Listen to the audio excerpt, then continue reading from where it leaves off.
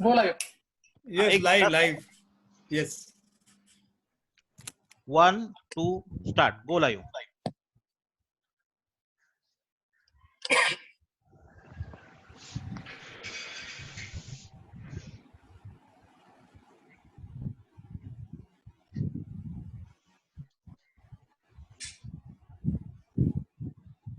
So,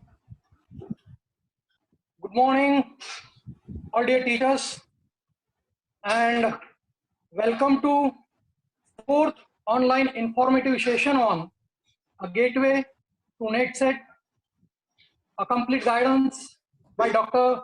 Megha Somani. So, as we all know, today is the birth anniversary of Vishwa Bhushan Bharat Ratna Dr. Baba Sahib Ambedkar, the father of Constitution. Let we all pay homage to him.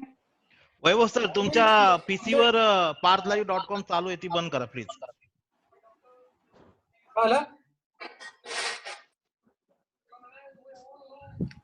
Let we all pay homage to him. Our homage to Dr. Baba Sahib Ambedkar is we should take his work forward in implementing the Indian Constitution as one of the most powerful instruments of peaceful social change in the world. So let all read this slide.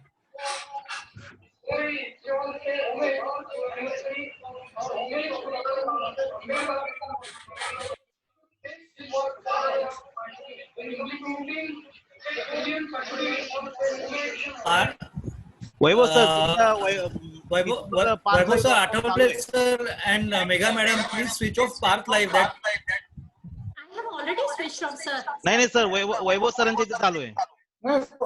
Close. Okay, so without wasting the time, let me share a PPT once again.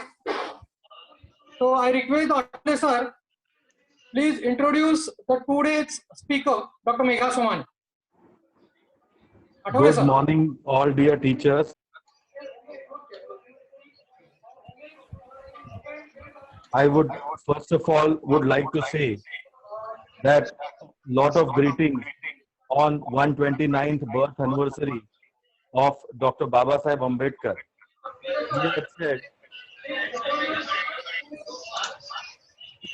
as a part of it, we, the Mukta teachers and the team, are organizing this lecture series in the name of this time for the institutions and for the teachers community. Today, to come to the teaching fraternity, NetSet is a prerequisite, and a session on how to clear the NetSet, a complete guide by Dr. Megha Somani. Dr. Megha Somani is an associate professor in MMK College. She is member of Academic Council in University of Mumbai. Management. She is also vice principal at MMK College.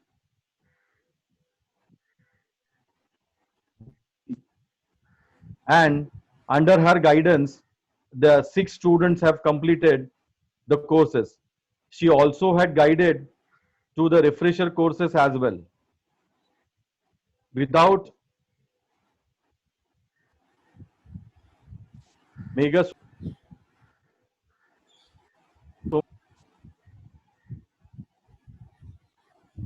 over to Megha Somani. Yeah, thank you, sir.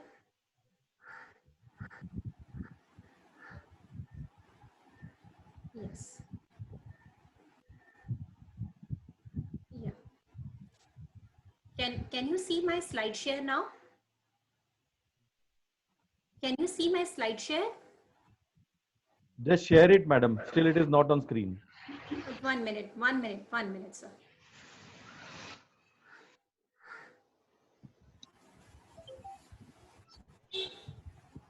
Yeah, it is sharing. Yes.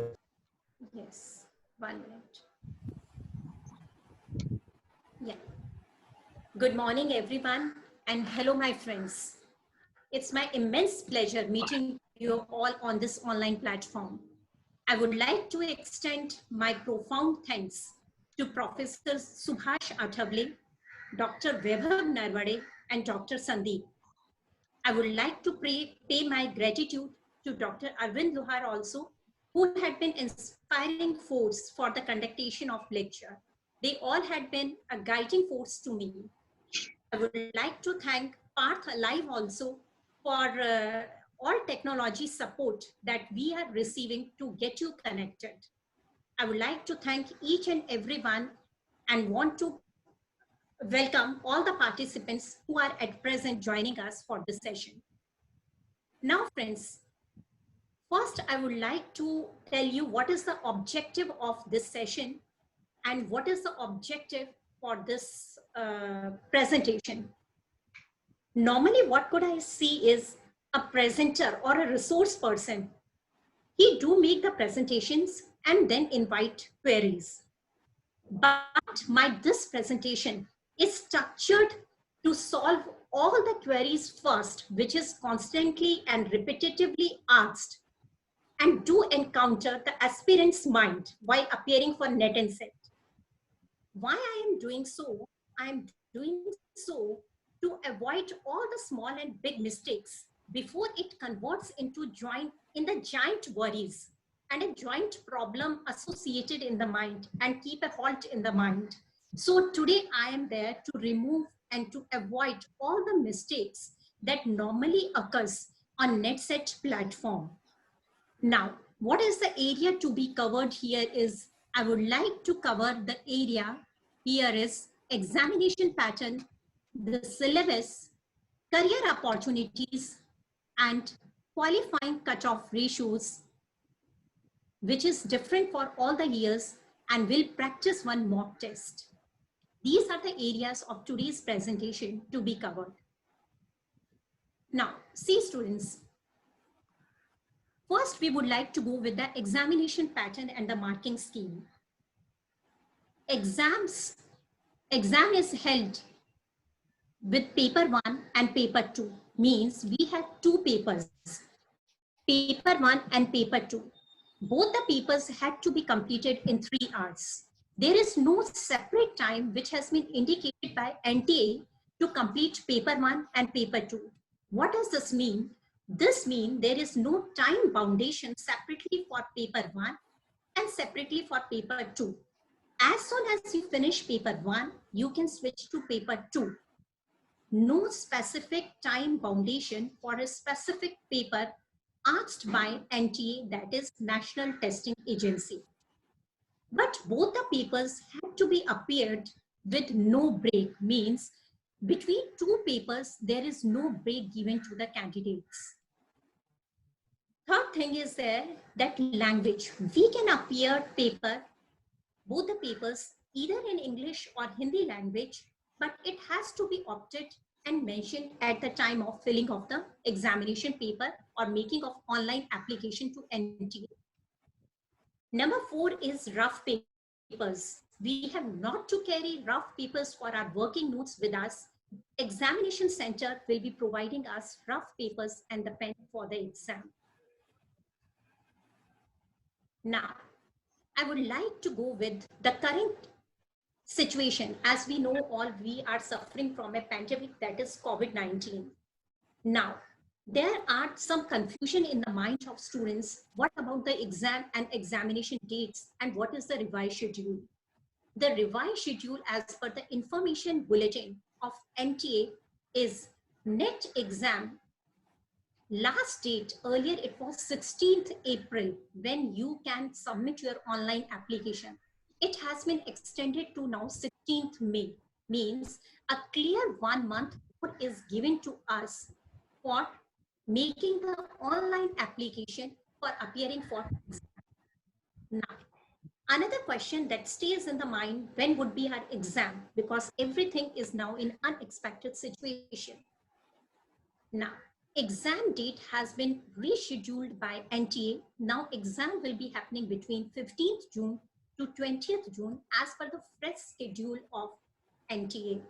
Exam will be held in 2 shifts, first shift and second shift. First shift will be held between 9:30 to 12:30 and second shift will be between 2:30 to 5:30. Means each shift will be of 3 hours. You need to make the entry to the examination center 2 hours before, minimum 2 hours before. Means if your exam is there at 9:30, you need to go to examination center 7:30, or you may reach between 7:30 to 8:30. But after 8:30, you will not be allowed to go into examination center. Now, you need to reach to examination hall till 8:45. Instructor means the invigilator will instruct you with the instructions between 9:15 to 9:25. The exam exactly starts at 9:30 in the first shift, and in the second shift, it will exactly start at 2:30, and exam will conclude at 12:30, means exactly after 3 hours, and in the second shift, exactly 5:30, means after 3 hours. So this is the schedule and the revised schedule which has been placed in the information bulletin of NTA. Now, how does the marking scheme goes? Paper 1 consists of 50 questions. Paper 2 consists of 100 questions.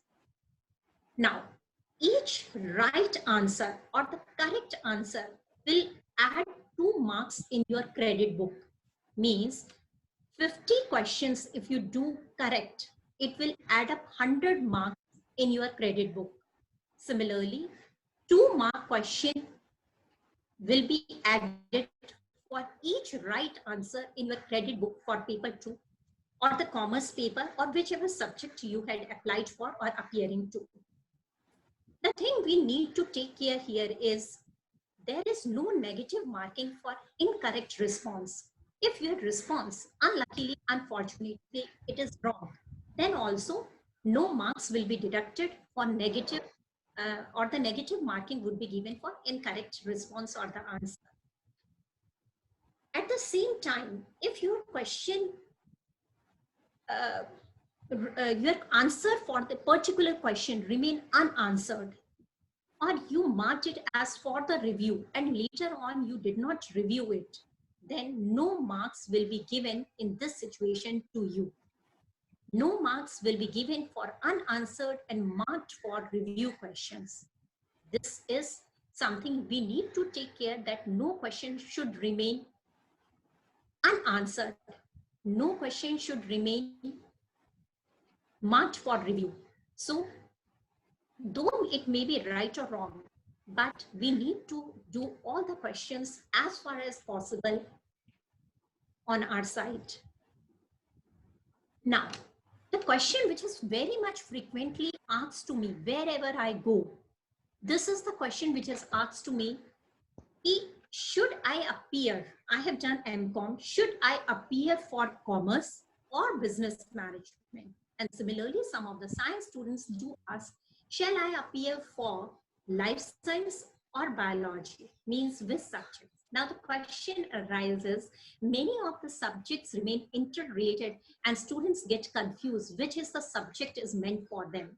Now, I would like to explain you here is NTA conducts NET exam in 101 subjects.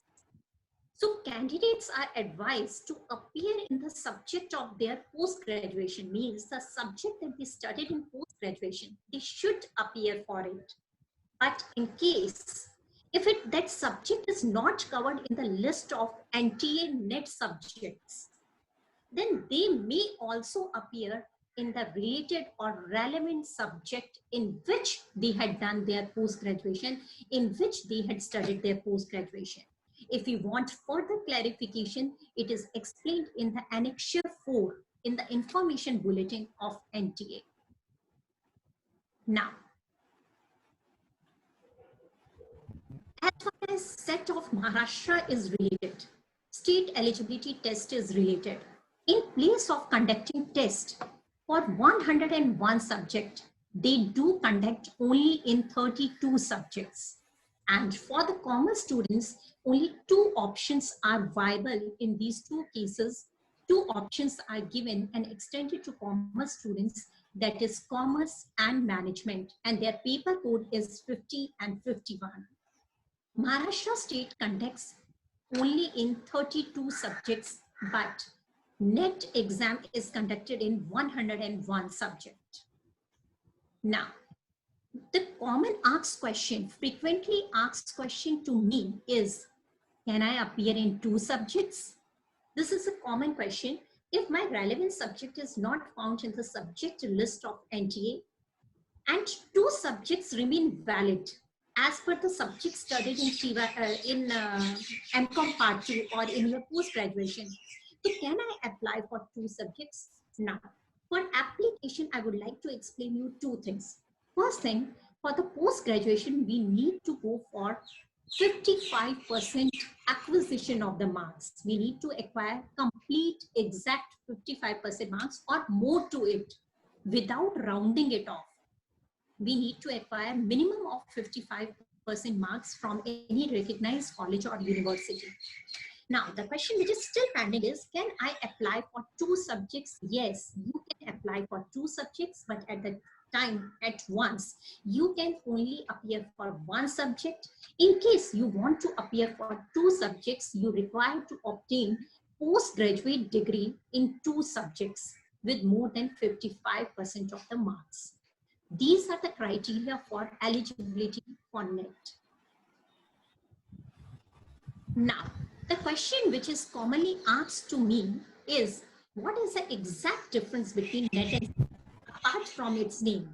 People say, what is the exact difference? We do not want to understand what's the definition of it, that national eligibility test and state eligibility test. What exactly does the difference between NET and SET exam?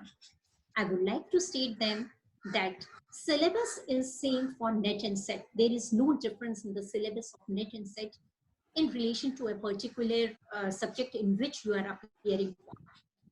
But the difference where it lies is for the reserve category. You may be falling if any candidate belongs to reserve category, but would like to appear in a different state other than his own domicile state, then this reserve category candidate has to appear in unreserved category, means the open and the general category in another state. Next, what is the difference is, in SET, 2 or 3 questions are always asked on the state. If you are appearing on the state specific, let's suppose you are appearing for Maharashtra, 2 or 3 questions may be on the Maharashtra state. If you are appearing for Gujarat state eligibility test, it may be asked on the Gujarat. But as far as NET is related, they do ask nationwide questions, not related particularly to a particular state, but they do specifically ask 2 or 3 questions on their states. Now, what is the career opportunities and the career scope after clearing our NET and SET? See, now as you clear your NET and SET, that scorecard is available to PSUs for the job. Means if you go in any public sector unit to obtain a job, yes, your NET SET scorecard can be the gateway for it. You may apply there for as an R&D manager, as corporate communication manager. You can apply for the human resource department. You can apply for finance department. And these all are the companies who are accepting the people who had cleared NET and SET. All these are the PSUs, and I could say that all these are very renowned PSUs which are providing lucrative jobs in the public sector on the basis of NET and SET.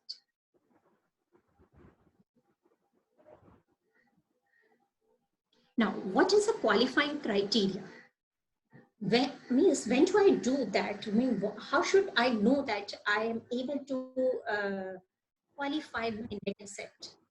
So it is based on 2 criteria. Number 1 is qualifying criteria and number 2 is cutoff criteria. Both the criteria are different. Qualifying criteria means you qualified, you need to get that much of the minimum marks, but yet to reach to the maximum marks which has been obtained by the candidates. So what exactly does it mean? I just make it clear here. Now, general category, minimum marks you need to obtain is 40% of the marks, separately in paper 1 and separately in paper 2.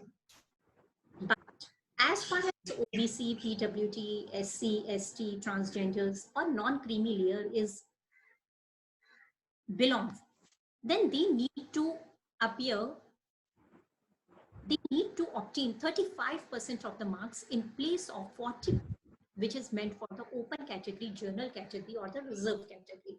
Means there is a relaxation of 5% of marks for them. Now, question arises, then what is we meant by cutoff criteria? See, cutoff criteria means this is a broad calculation which is done separately for individual years, separate to separate years, it is different, which is based on the following factors. Means total number of candidates appearing for the exam, it may be different every year. Availability of the seats, how much availability of seats are there for the net and set. The ratio of candidates to seat, how much difficulty level has come in the exam, what would be the marking criteria and the reservation policy. As far as our December 2019 exam is related, I would like to share one screen with you. If you could see the screen. In commerce, unreserved category for GRF, December 2019, 270 students had applied and their cutoff was 62.67%. But for the assistant professorship, 3,770 students had applied and their merit list, cutoff list remained 55.33. But see students, it remains different for the different year, different for the different times the NETSET exam is conducted, and different for the different categories. This is for unreserved. See that EWS, it is different. OBC, it is different. SC, it is different. So it is basically based on criteria. Criteria is based on category wise. So each categories has a different cutoff rates. You see that I had highlighted some of the areas of the commerce, that for each category it is different. Let's go back to our previous slide only, that is NETSET slide. Right now, I would like to once go back to the slide where we dropped our presentation.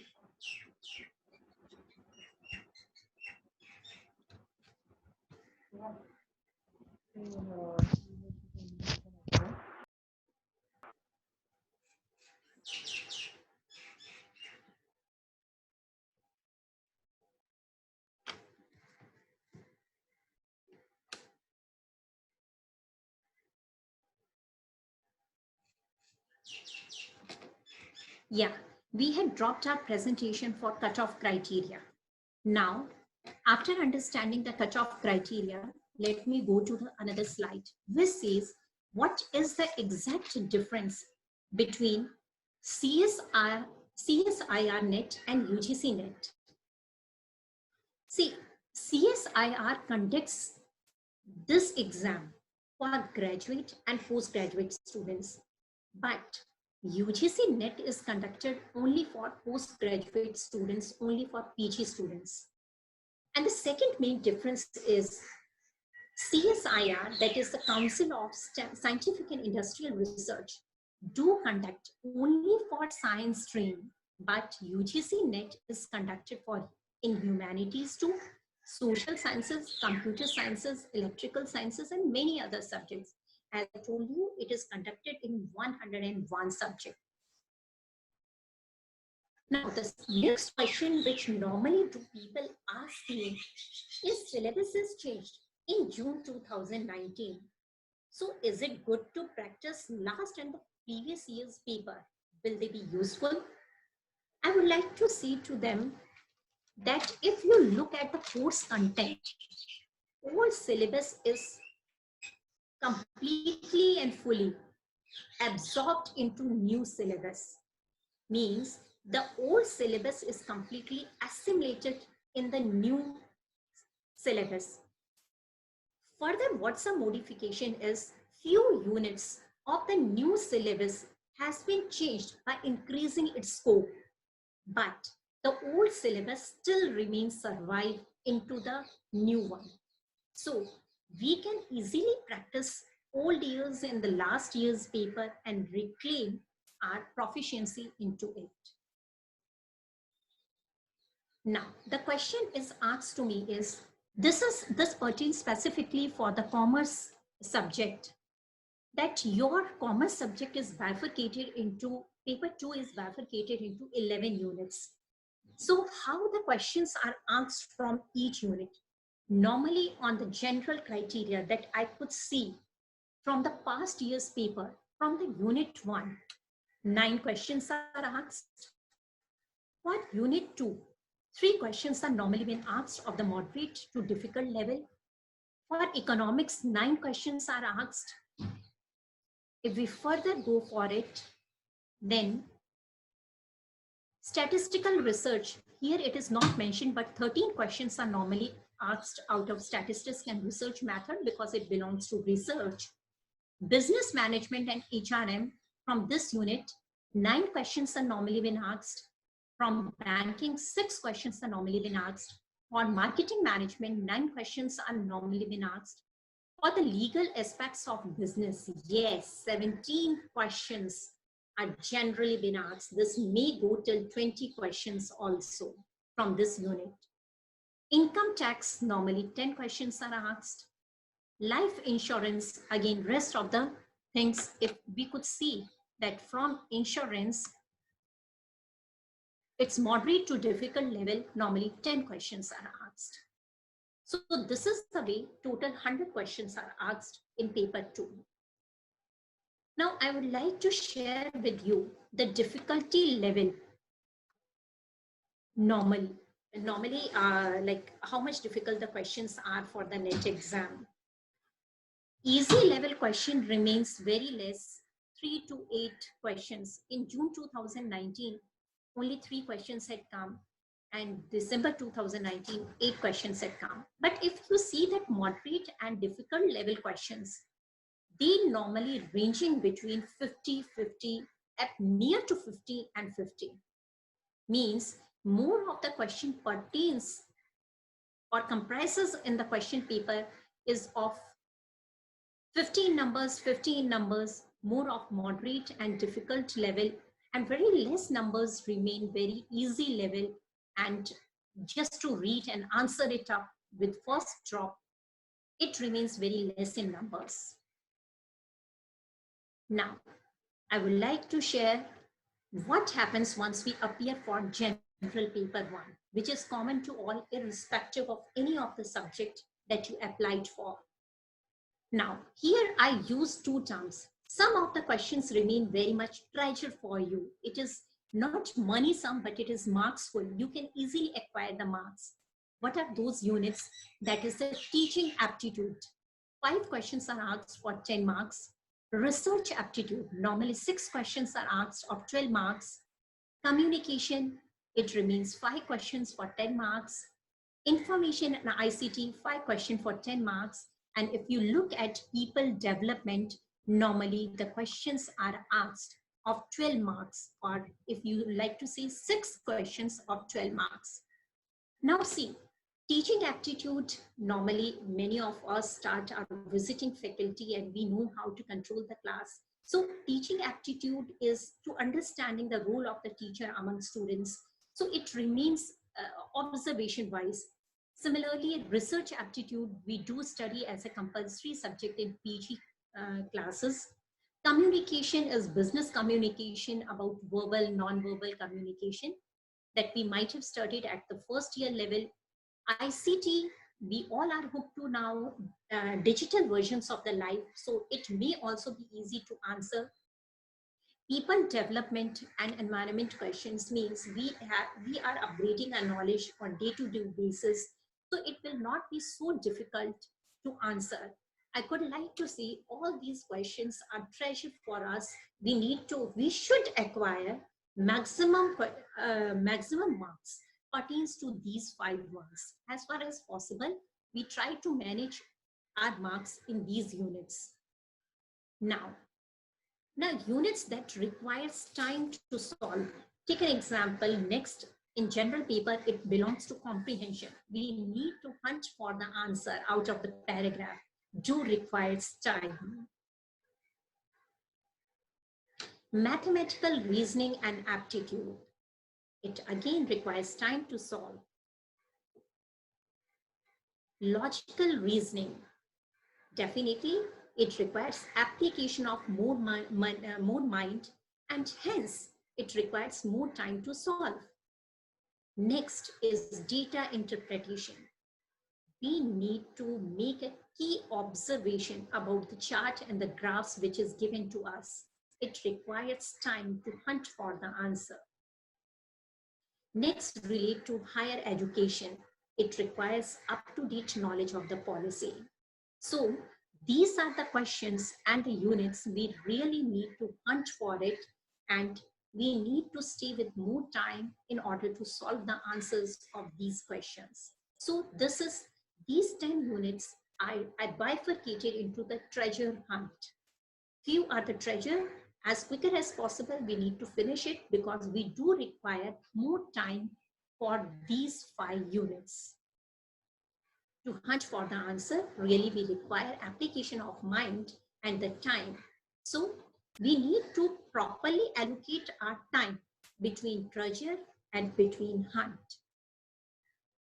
Now, if we go back with a teaching aptitude, what would I like to solve with you is, I would like to solve some of the practicing question with you all guys, so that we could see how much we could acquire on the random basis. So I would like to take with you, if you see that I would like to take all these units, teaching aptitude, research aptitude, communication, ICT, people, and these units with you one by one, and we'll try to find out how much it would be viable for us to acquire how much of the marks. So are you ready for making a practice session for the NETSET exam? If you're ready, then make a sheet like this where the questions and the ticks. We would be going for practicing of 30 questions. I would like to stay on this slide for a moment so that on your notebooks, you can draw this table, and after the practicing session, you can count how many correct answer you were able to give. Means all the ticked answer would give you 2 marks in your exam. Non-ticked answer, we need to practice more in the specific area or the module of the unit. So I'm staying here for a few seconds so that you can draw up this table on your notebook to practice the session, which is further coming to you.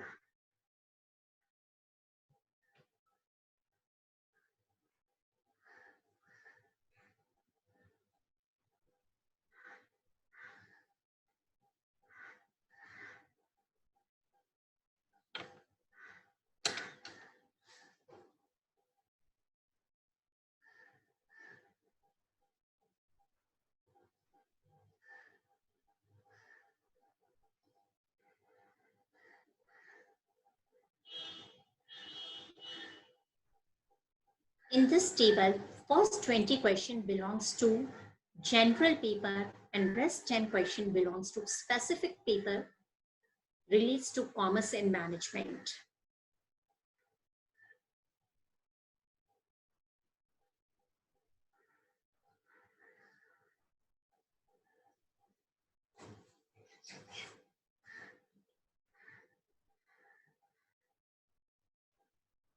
I feel now everybody would have drawn the sheet. Now we should start practicing of the questions now. So now question A or the question 1 comes on your screen. Look at the screen. There would be the timer also. Timer is only to make you adjustment with your mind and eyes that time is passing, time is running, and we have to make the things very much faster so that we can answer well, we can read fast, and within the time limits, we can do the work. So your test starts from here with the next clip. Question number 1. A teacher is introducing a new subject. When meeting the class for the first time, it would be best to first session should be start without delay. Give a class a broad outline of the subject. First day, he should give broad outline for the subject. Or be at once with the review of the relevant material of the previous grade. Or concentrate only who are the potential troublemaker for the teacher or the leaders or the mischiefs. What should a teacher do once encountering the class first time enter at this new academic year session? So definitely if we look at the answer, I would like to give you a few seconds to answer it. Your time starts now.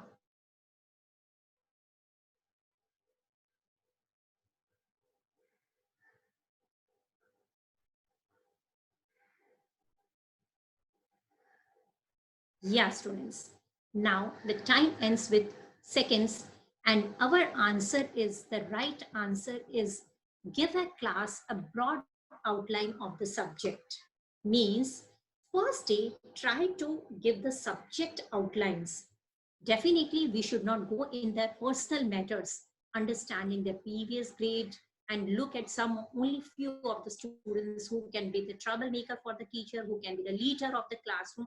Rather, first day, if you introduce about the subject, that would be a good for creating a good ambience, environment, and impression among the students. We would like to now go for the next question, but among you, anybody who had ticked the right answer, they can tick in question number 1 as a tick mark and acquire 2 marks in your self-assessment of 30 questions. You can do so. Now, here on the screen comes second question. The introduction of career courses in schools and colleges aims at developing the ability to make the intelligence choice of the jobs. Why means, what does career courses mean? Either they meant to create the jobs, or to provide professional knowledge, or to increase the GK of the students, or to all of above. What is the exact meaning of career courses? What is the exact aim of career courses? Here you need to answer.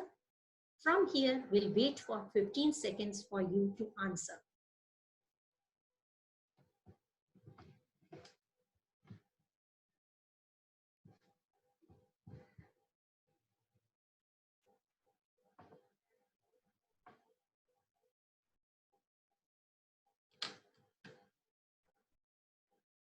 Yes, and now here is your answer. It is, if we look at the answer, then this is developing an ability to make the intelligent choices of the jobs. Career courses, vocational courses are meant for the jobs, specifically for the jobs. Now, we are going for our third question,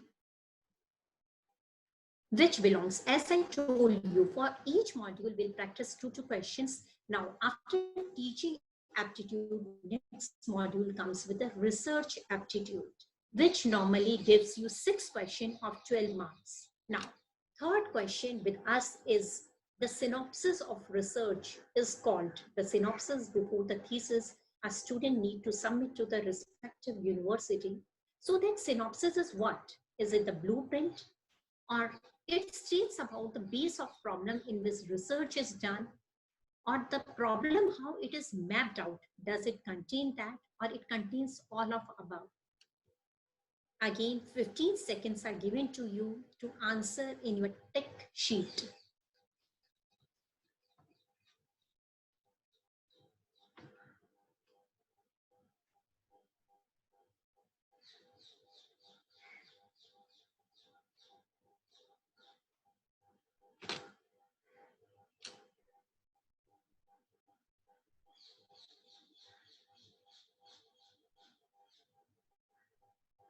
So the students, here the answer. If you ticked right, please give you 2 marks for the answer. It's all of above. Means synopsis is blueprint. It explains the base of problem. It maps out the problem and try to get the answer of it. It is a blueprint what you have done for your thesis. And in short, it is all of above. So answer is D, that is all of above. Now, let's move to the 4th question. The 4th question is, the meaning of probability sampling is what?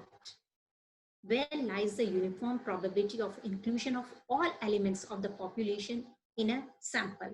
Means any of the element can enter into the population.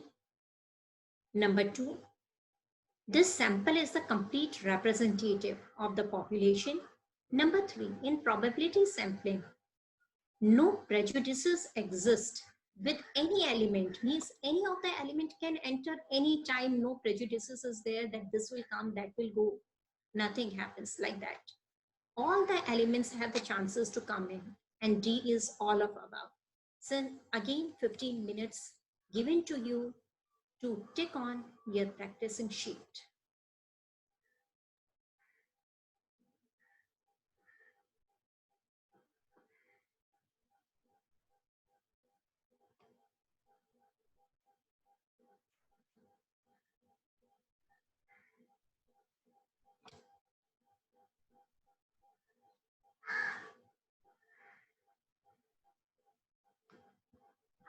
And here is your answer. All of above. Probability sampling means uniform chances are given to all the elements.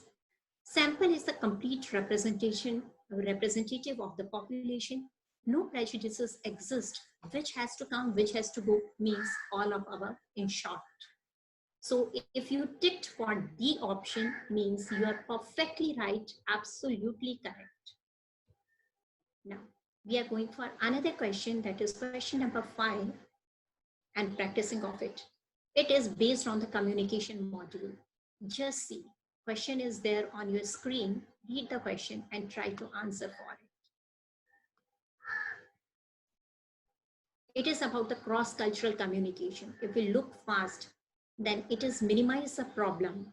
Number 2 is, it should be avoided. Definitely, we should not avoid communicating. It does not require the favor of anybody. We should avoid it and reduce the group cohesiveness. We should not remove the or avoid the group cohesiveness. So definitely the answer which looks more pertaining to the question which is asked, the answer is, look, the first one, it looks more prominent with our answer. Let's look at what is the answer exact. Or if you have any other answer, kindly tick it. Few seconds are given to you to get it ticked.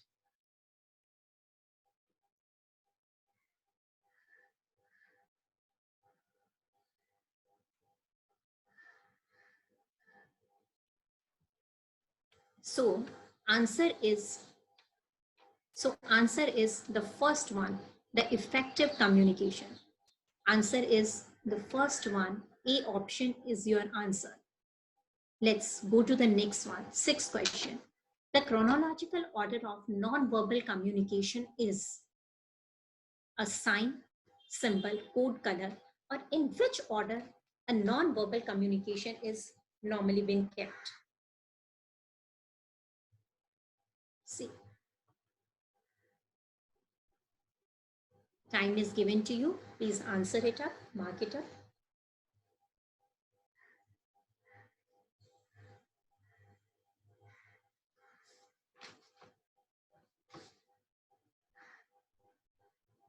And here is your right answer. Sign, symbol, code, and color.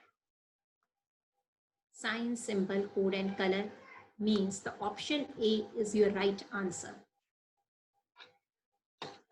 Let's move to the another question. Next question.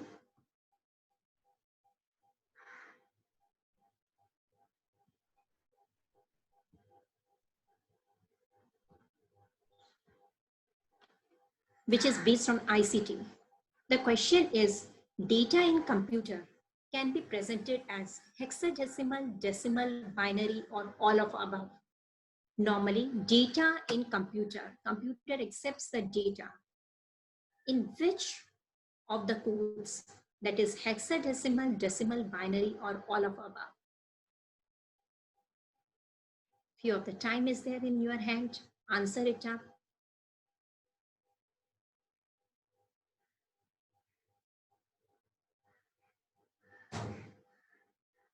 And here is the answer for you. Computer accepts the data in binary form. If you meet your option C, then you can put tick mark on your score sheet. We are moving towards our 8th question now. Question is, which of the following is used to append a digital signature? If you're sending a digital signature, is it the public key, or your signature is your private key, or it is just simply a digital key, or none of this? How does a company use your digital signature?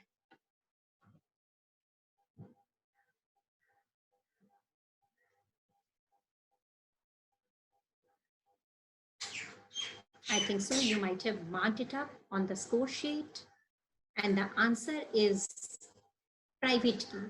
Your signature is your private key. Similarly, bank or any of the organization use it as a private key. It is not the public key. Next module comes to people development and environment.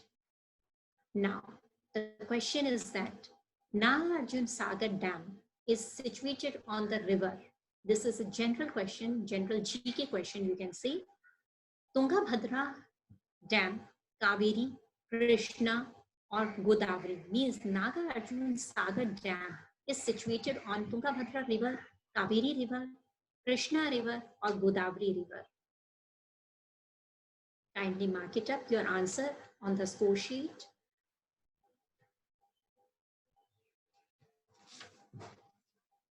And the option comes C, that is Krishna River. We would like to go now with our next question, which says, President can be removed on the charges of violating the Constitution by non-confidence motion, impeachment, Electoral College of Legislative Assemblies, or Prime Minister. Definitely, Prime Minister cannot remove the President. So you need to look into the most appropriate answer that you feel. No confidence motion doesn't happen in the President case. And this is the answer that you will get easily. So without wasting the time, if you tick mark it, just look at the right answer. Right answer is impeachment, means on the charges, on the charge of misconduct, if the question of integrity and validity comes, definitely that he can be removed. In case of impeachment, not other than, not rest of the three. Now, mathematical reasoning and aptitude question is there. Let's look at this question and find out what's next in the series. 2, 5, 11, 17, 23, 31, and 37. I would like to give you 15 seconds here to look up and answer this question.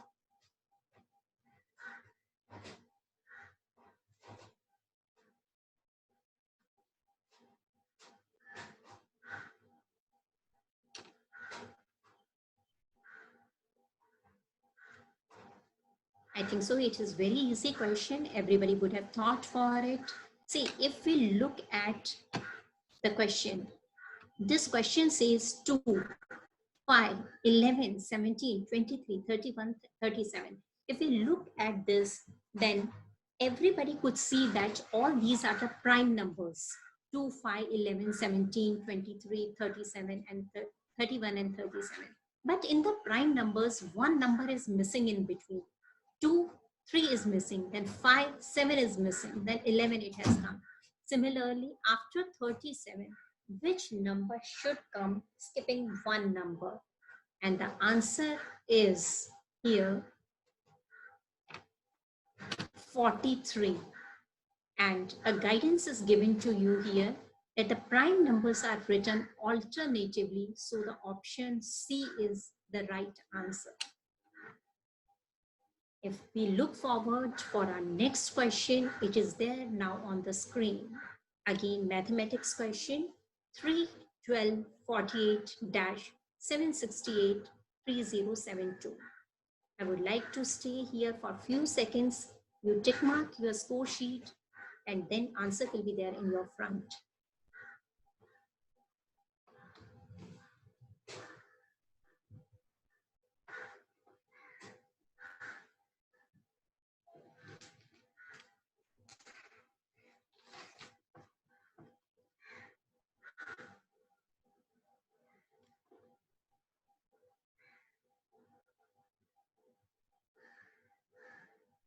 Okay, if I would like to help you for this answer, then 3 4s are 12, 12 4s are 48, means that multiplication of 4 is going, right? So the answer is 192, means 48 has to be multiplied by 4 to get to receive the number in between. That comes to 192. Now, move to our next question, which is based on logical reasoning. Monday, April, Friday, dash. I'll stay for 15 seconds on this slide. Kindly answer this up on your score sheet.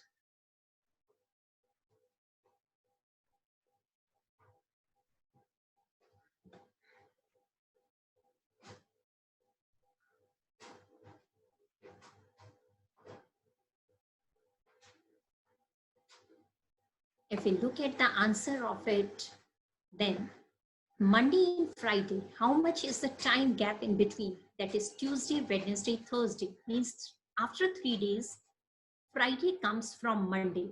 Similarly, April, then May, June, July, means the answer should be August. So just get the answer, that is option C is valid, that Friday comes after 3 days after Monday. So after 3 months of April, that comes to August. So August, option C is the right answer. Next question is now there on your screen. I'll wait for a few seconds to solve it up.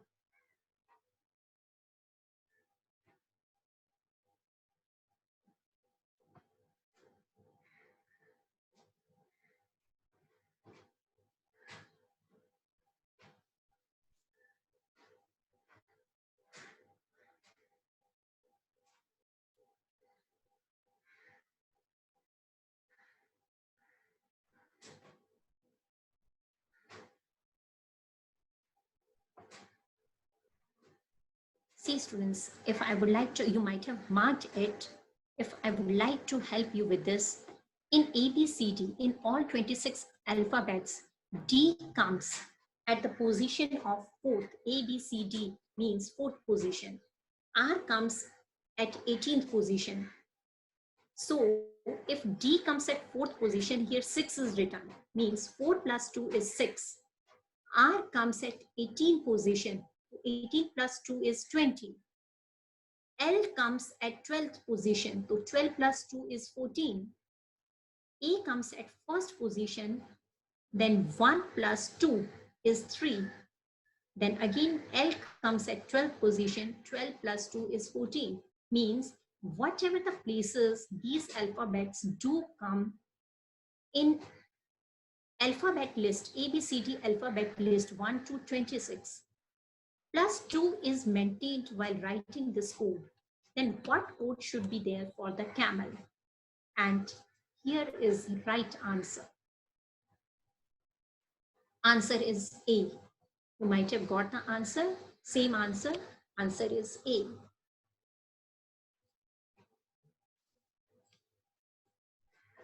Now, let's move to the next slide.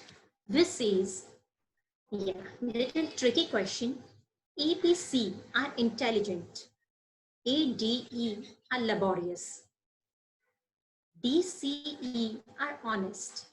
and A, B, E are ambitious. Which of the following are not honest? I'll wait for a few seconds so that you can apply your mind, then we'll get back in few of the seconds, in 10 seconds.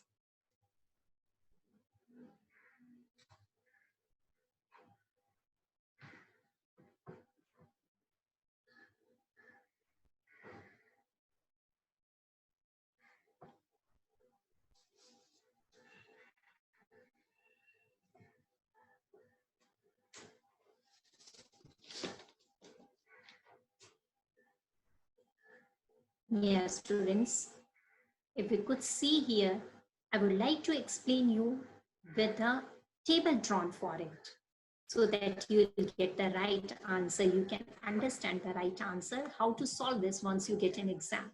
See, different parameters are asked here. A guy is intelligent, a guy is laborious, a guy is honest, a guy is ambitious. Now, 4 parameters are there. If look at that, it says A, D is laborious. So what we'll do is A, D, A, D, and E. We ticked for the laborious. Then D, C, E are honest. Then D, C, E means C, D, E. These 3 are honest. We ticked it. Now look at who are ambitious. A, B, and E. They are ambitious. Right? These 3, A, B, C, are intelligent. What is the question which is asked to us? Which of the following are not honest? Unless you draw this table, it is difficult to find out. Simply seeing the statement, if you draw the table, it is very easy to detect that D and E, sorry, they are asking that which are not honest. Not honest is A and B. A and B, these 2 columns are empty. These are unfilled, means they are not honest. Rest 3 are honest. So answer should be A and B, means the A option here. Let's go to next question now. It's based on higher education system. Now the question is, Ministry of HRD includes what? Does it include only the elementary education or secondary education or women and child development and all of above? I think so. This question is very easy. Everybody knows it. So without waiting much on this slide, we'll get the answer here quickly. And the answer is D, all of above. Means HRD is pertaining to all of above. Now, next is electoral dispute arising out of presidential and vice presidential election are settled between. If any problem and dispute comes during the presidential election, who is settling that? Election Commission of India, Joint Committee of Parliament, Supreme Court, or Central Election Tribunal? Who is there to solve the dispute issue where the plea can be made about the issue? I think so. This answer is quite easy and everybody would have ticked on their score sheet. Let's go with the answer of it. It says Supreme Court of India. It is the last and the highest and the apex authority in our country, where all disputes related to the Election Commission can be settled, or the electoral dispute can be settled. Next, 18th question. This is the question. Actually, the similar kind of the question we have done before also about the career courses. Similarly, they are talking here about vocationalization of education. Why it is done? Preparing the student for vocation along with the knowledge, converting liberal education into vocational, give more importance to vocational and then general education. No, definitely not. Making liberal education job oriented. I think so. Reading to the 4 statements itself, you might have got the answer for it. So answer is vocational courses are meant for liberal education for the job orientation. The answer which is right is D option is right. Let's move to the next question, that is the 19th question. Which part of the Constitution of India is known as Code of Administrator? Part 1, Part 2, Part 3, and Part 4. I'll wait for a few seconds here to answer it.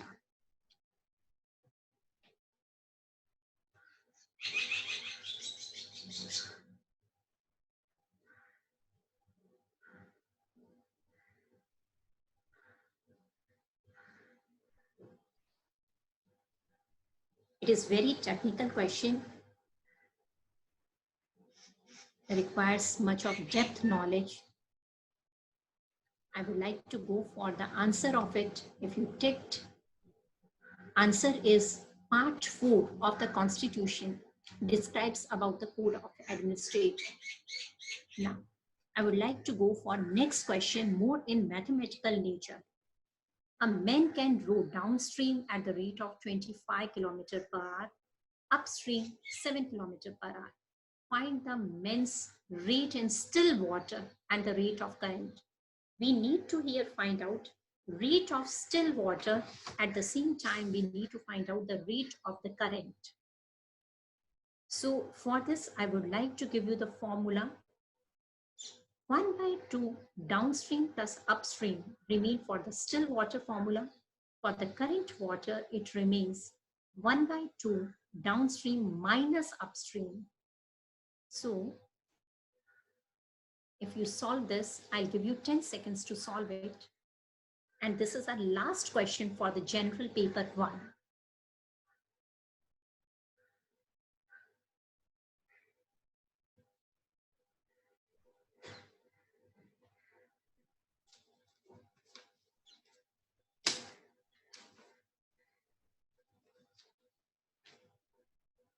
Yes, students, you might have got the right answer listening to the formula because you might have practiced for it using the formula and solving it.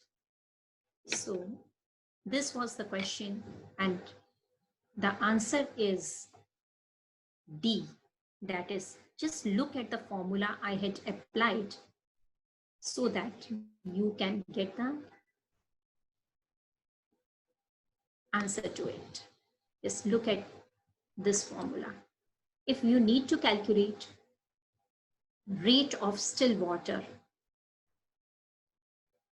see, rate of still water is to be done through this.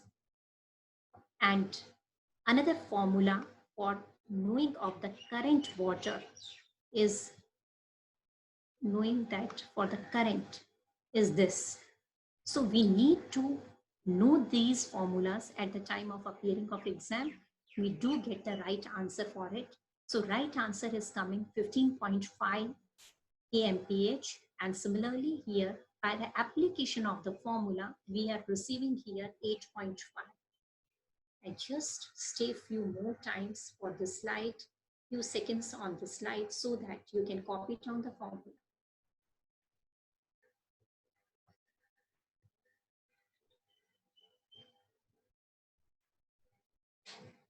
Now, this is the end of our practicing session for paper 1. Let's go for paper 2 now. Paper 2 will go for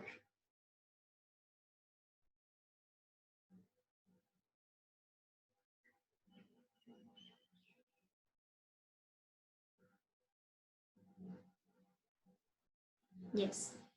In paper 2, what kind of the questions normally asks? Match the column, assertion and reasoning.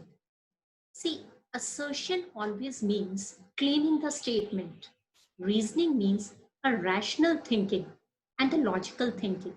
We need to keep this in our mind in order to solve, otherwise we'll get surely puzzled. Next is multiple choices. Correct sequence means the ordering of the sequence which is given, and negative statements.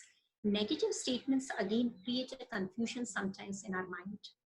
So let's move to the questions.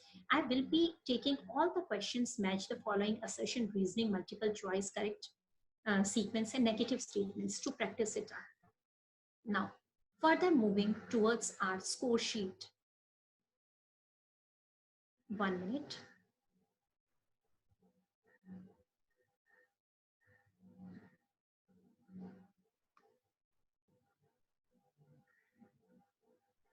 Uh, Unfortunately, that answer has come. I want to hide the answer. See, match the following, match the columns in the function of the bank. Which is the function of the bank?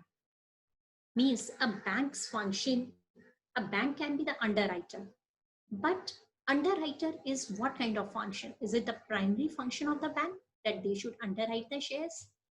Or primary function is give advances or providing only the utility services, or it is the definite agency function for them? Just I'm still for a few seconds on this slide so that you can answer it.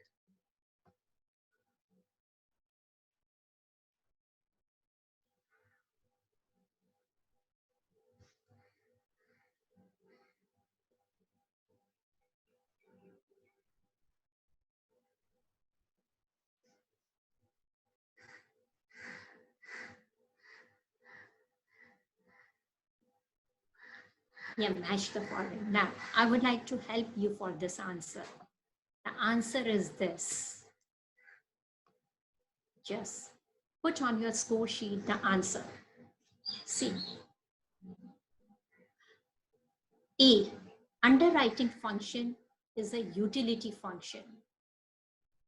It is not the primary function. Transfer of funds is the agency function. Overdraft means granting advances. Deposit is the primary function of a bank. Bank is open so that the people can keep the money. So, see, in this case, what happens, students, if you remember, if you can find out options, like few of the options, not all the options, then also it works out. Like take an example, overdraft facility. Everybody knows it means the granting advances. So what we mean is C ka 2, we are sure that C ka 2 answer should be there. Means 1 and 4 option is automatically get eliminated. Now, among this, again, we'll just find out, as we are sure that deposit is the primary function of the bank, means 4th ka 1 answer, D ka 1 answer. Again, we start. Now, they are so smart to give us this way because they know that we can easily identify these kind of things. Now, we need to now make the application of mind here. B, that is the transfer of fund. It is the extra thing which has been provided as a function of the bank. It cannot be a primary function. It is an agency function that is made available to us, whether online, offline. So it is an agency function. Underwriting means it is an extended utility which is given that few of the banks or NBFC, they may underwrite your shares, or the few promoters may underwrite. It is a utility function. Underwriting is a utility function. We'll move to next slide now. Yes, this is assertion and reasoning statement. Answer has come. 1 minute.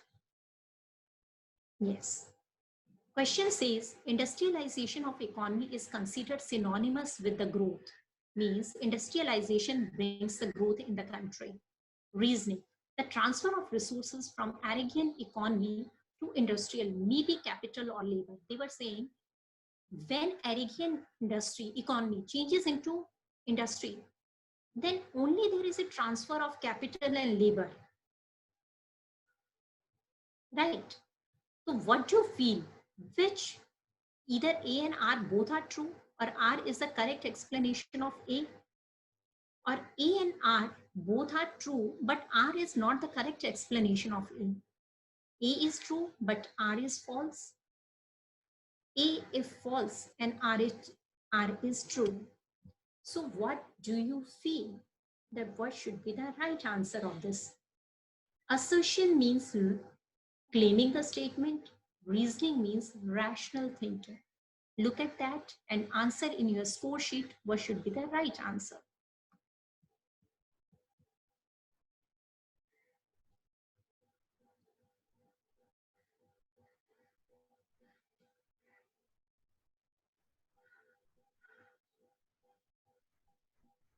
So here the time watch is there, which is running fast. and our approx 15 seconds are getting over. And here is your answer. E and R are true, but R is not the correct explanation of A. There is not simply capital and labor. Neither entrepreneurship is also changing when Arabian economy is changing into industrial, or industrial into service sector. Not only the capital labor, but more factor of production do also transfer. So they are right, true, it happens, but it may not be 100% correct to A. This is the answer. Now let's move to the next question. It says, from the following statement given, identify the correct code. First is, the key strategy behind acquiring a company is to create shareholders value.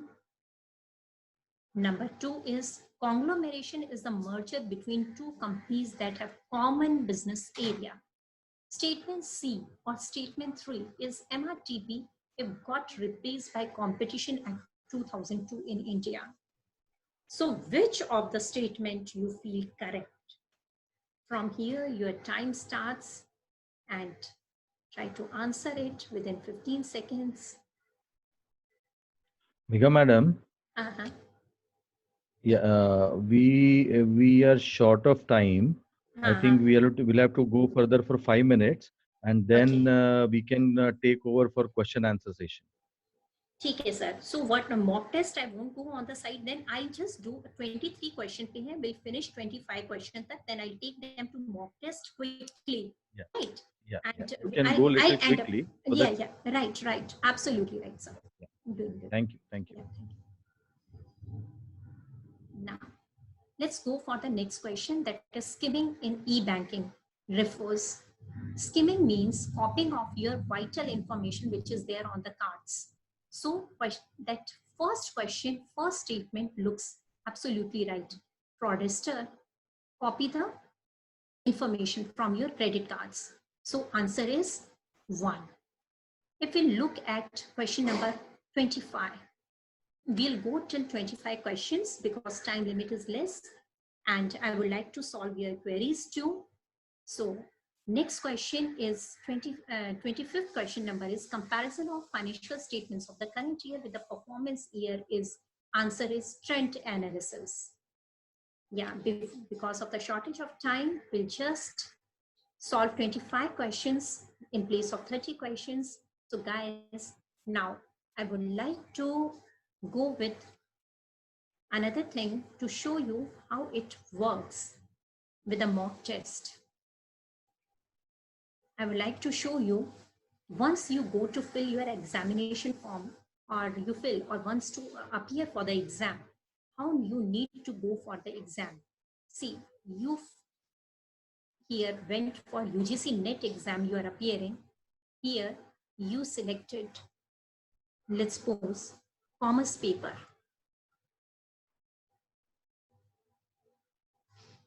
Commerce paper you selected, right? Start for mock test. If you start for mock test, you have to log in.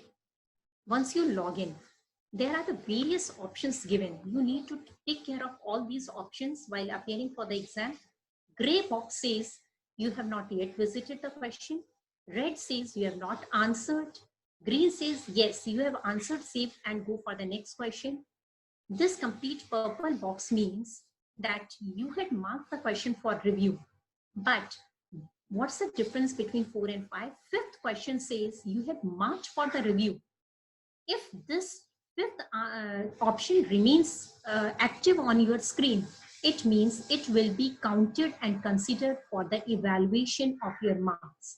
So always try to put this fifth option where you can review also.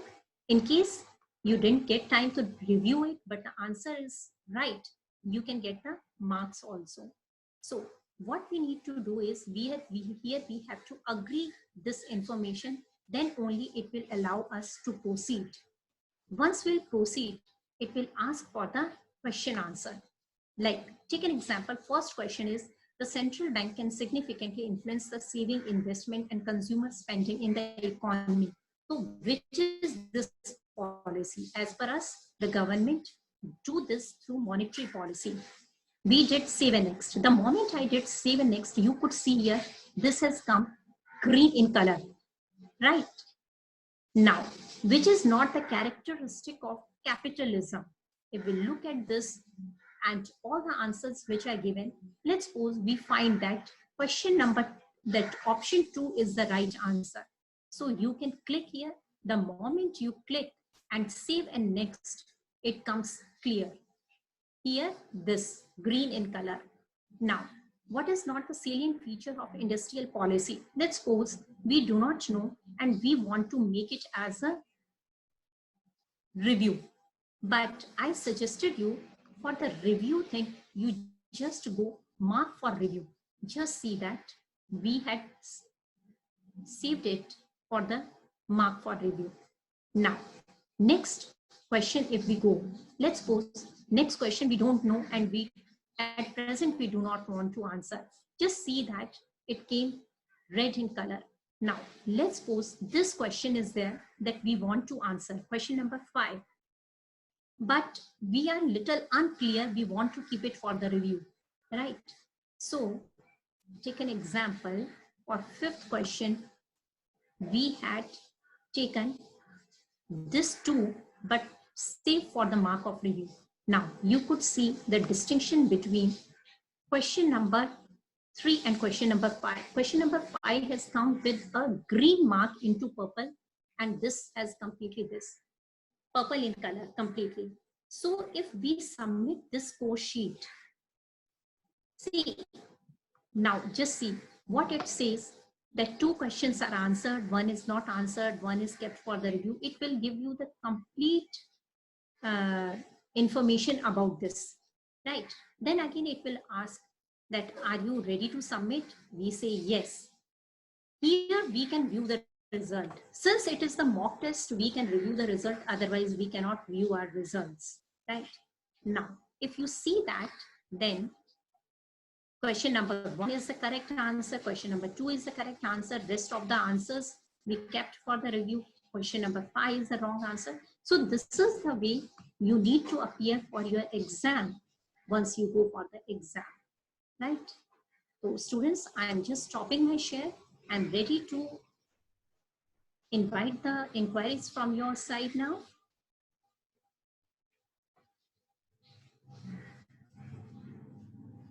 Okay, Ashish sir, you received any questions from the teachers? Yes, sir.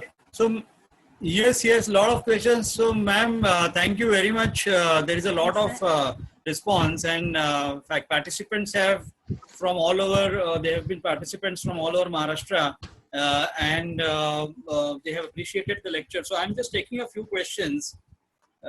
Yeah. So, the first question is Dr. Rahul Dandage, who is the HOD of Automobile Engineering, Rajendra Manav College of Engineering, Ratnagiri. Now, his question is the NET set exam important for engineering faculty members? Repeating, is the NET set exam important for engineering faculty members? Yes, ma'am. Sir, for engineering, whether, sir, you would like to answer for this one specifically for the engineering area? I didn't, ma'am, your voice was not clear. Sir, for specifically for actually NTA makes it compulsory for all the disciplines. It makes it compulsory for all the disciplines. If you want to become a professor, assistant professor for the degree college, it is a necessary, it is an essential criteria to comply with. Okay, thank you very much, ma'am. The next question is from Professor Mayank Akole, who is from NKT College, Thane. Which would be the best resource for studying the subject of labor welfare? I think it's a too specific question. There are a few other questions also. I'm combining them, ma'am. Some of the questions that are asked by a couple of faculty are, what are the good resources in general for preparing for the examination? See, few of the books are what available. Are the resources for? Yeah, few of the books are available. As far as my commerce area is related, Then I should say that MCOM books and the BCom books are there, apart from some of the CA books are there. In their area and the zone, they need to see that what are the books available in graduation and post-graduation. If they go through those texts and reference books, they would be enough. Much of the books people are printing for their NetSet exam and the general paper. Few of the books even we are sharing on our Mukta platform with them. They will be receiving few of the PDF files to prepare for their general paper one. It would be made available to them. Ashish sir, next question. Yes, ma'am. Thank you very much, ma'am. The next question is from Professor Kumudini Aher from KLE Kalamboli. Her question is, for a PhD candidate, is there an exemption from NetSet? For a PhD candidate, is there an exemption from NetSet? Sir, for PhD candidate, a certain guidelines are there. You have done the PhD before 2000, then only it will be viable.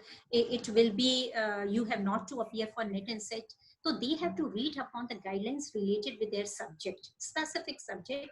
But the government guidelines are very much available on the sites about exemption for the PhD students in appearing of the exam.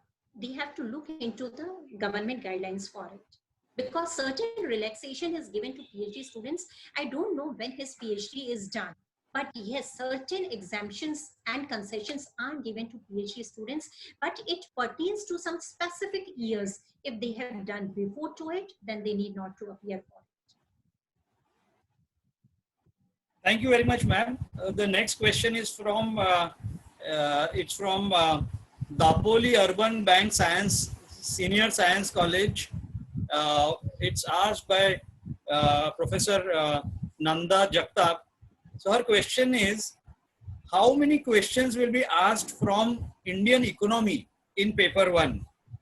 How many questions will be asked from Indian economy in paper 1? Yeah.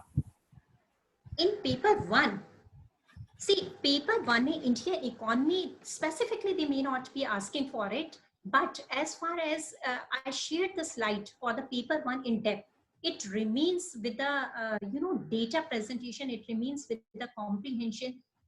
Normally for the Indian economy, specifically for the Indian economy only, yes sir, share the slide.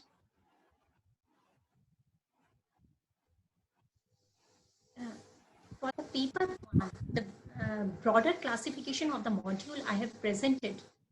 Shall I share this slide for it? Just see, look at the slide. Here you will get the clear answer. For Indian economy specifically, if it comes, it will come under this module of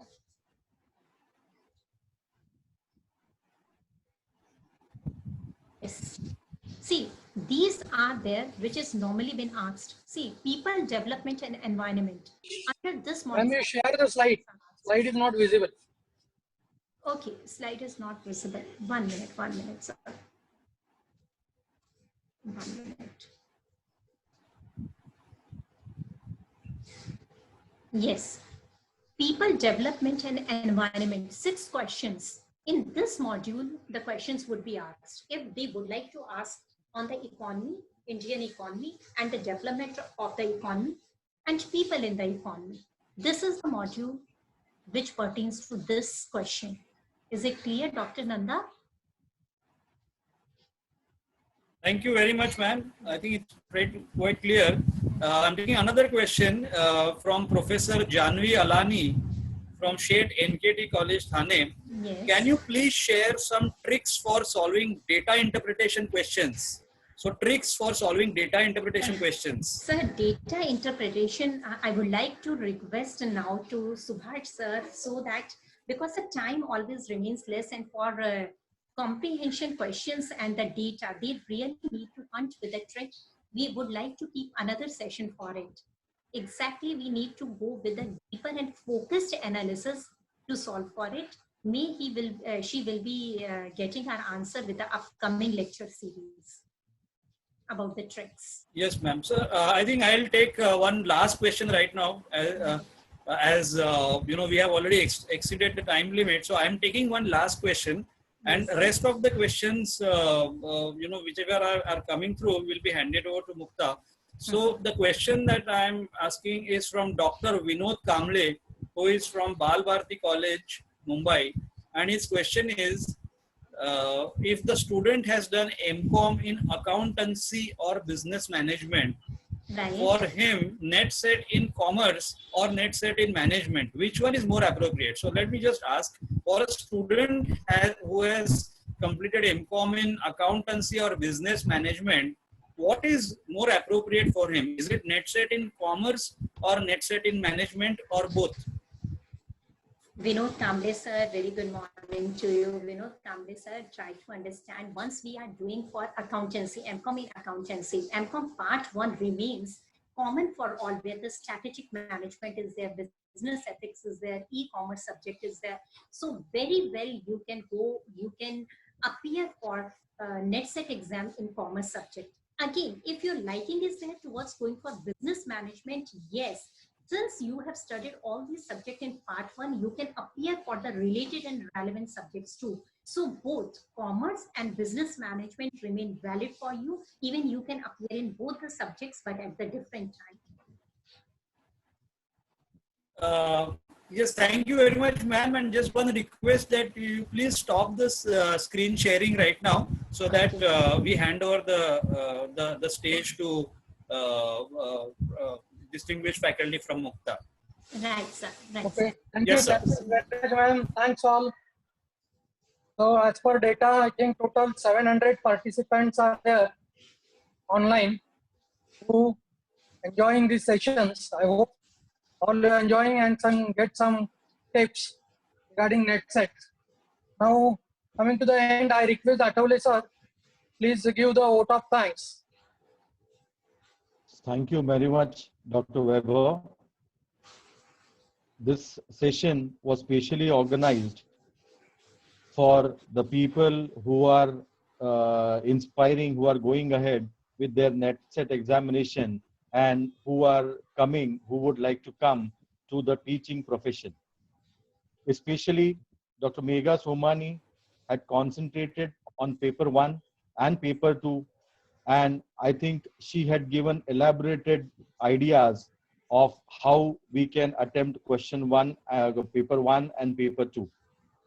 Also, she had given some live examples with the time at the top, that how you can solve your answers within the stipulated time. I think this session would be of a great help to all those candidates who need to appear for NET and SET examination. I specially thank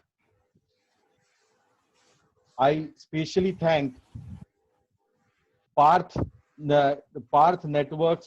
Knowledge Network Private Limited for making it successful and sending it across to not less than 700 plus participants. Let me tell you, friends, at this place, the total registration had gone up to 1825, and 700 people have 700 plus, I think it is the number had gone more, had attended on live session. One announcement I would like to make, that for certificates, please do not put anything on the number which was provided for asking the question. For the certificate purpose, those who are online, we will provide them a separate link today itself after this session, so that those who have attended the session, they can submit their data on that link, so that we will be able to generate the certificates and send it across to their email IDs. Also, it is observed that while sending the email IDs, the IDs are not proper, and we are getting so many emails bounced back to our mails. So please see to it that you are giving your correct email ID, so that we'll be in a position to send the e-certificates to you. One more thing, those who have attended the session on 4th and on 7th and on 12th, and if anybody is remaining with the certificate, please write to Mukta on the email address muktateachers@gmail.com, so that we'll be able to provide you the online certificate. I think all the participants would be happy, and they'll be looking forward. We also will be looking forward to have great session. One announcement I would like to make, that on 18th, again, we'll be arranging one session at 11 o'clock. And again, that would be a wonderful session. You will receive the flyers for the same as soon as possible. Thank you very much. And thank you, Path Knowledge Network team, for helping us to arrange this session and to reach out to such a large number. Thank you very much. Over to Ashish, sir. Thank you very much. And I'm declaring the session over. Deepak, broadcast completed.